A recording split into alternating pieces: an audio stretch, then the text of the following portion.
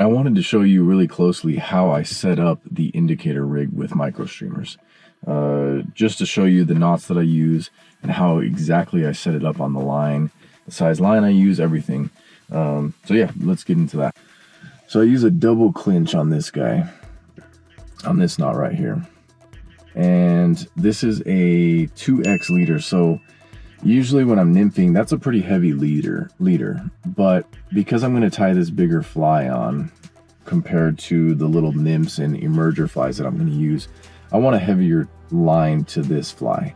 Since this is tied on a jig hook, what I like to do is I'll tie this heavier tippet, or the leader, when I tie it on, I'm going to push it to the back of the fly like this. When I tie the tippet on, I'm going to use 5X tippet for, let me see where the little fly went. I have about a size 24 emerger fly, and I'm going to tie it at the bottom of the loop here. And this is the reason for this is so that the tippet can go just right underneath the fly and trail behind this leader.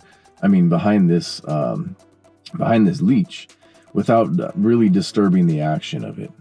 I've got about 2 feet of 5X tippet here, and then for this fly, you can use whatever knot you want to use. I use the clinch knot, but you can use the Davy knot or whatever knot you feel most confident in.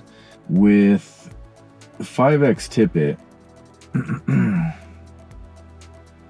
when I am attaching it to a bigger fly like this that has, this has a much bigger eye than this size 24 emerger, right? So I like to go with the double clinch knot for this one as well, just because it gives me that extra grip with the light tippet on the big hook eye. So I'm going to do that. Go through the eye once.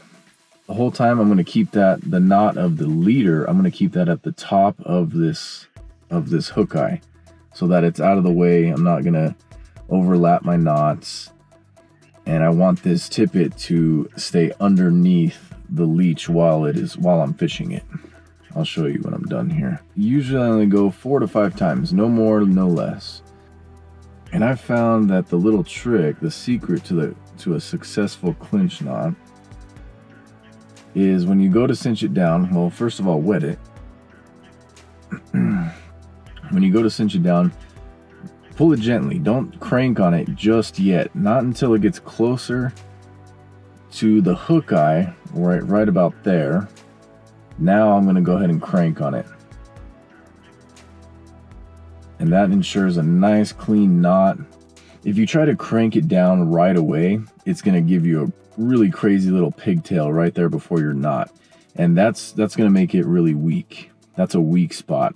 If you've ever done the clinch knot and then maybe you hook onto a rock, or maybe you catch a fish and then you notice it's a nice clean break right above your knot, that's because when you go to cinch it down and you see the little curly tail that happens, you made your line much weaker right there. Even with this one, it still made it a little wavy, but I'm pretty confident that that's going to stay on. So again, the main line, the leader is on the main line knot is on the top of the hook eye, the top of this jig. The trailing emerger fly is going to be under it, because like I said, when this is flowing through, I want this tail to be able to wiggle. Some people put it on the hook bend, but I feel like that just creates unnatural movement for this micro streamer. It just makes it nice and tight and doesn't allow it to wiggle like this does in the water. So I want that 5X tippet to just float right under it, or directly underneath it like so, because this fly specifically does float just like this. If I hold it like that, it's on a jig hook, that's how it's going to swim. So I want that emerger fly to be directly underneath it or directly behind it as it's flowing through the run. And then I just fish this under an indicator.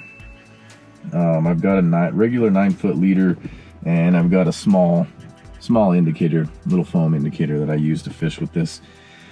And on my streamer rod setup, I'm going to be fishing basically the same fly, a little bit bigger, still considered, I guess, a micro streamer. Yeah, it's quite a bit bigger, I guess, but I still call it a micro streamer just because it is, it's made out of pine squirrel. nice and fluffy, but I'm gonna fish this guy by himself and see if I can't get instigate some reactions out of this. I'm gonna fish it like a minnow, bouncing it off the rocks, swim it off the bottom. So those are the 2 rigs for today, and we're just gonna be putting micro streamers to the test and see how they do.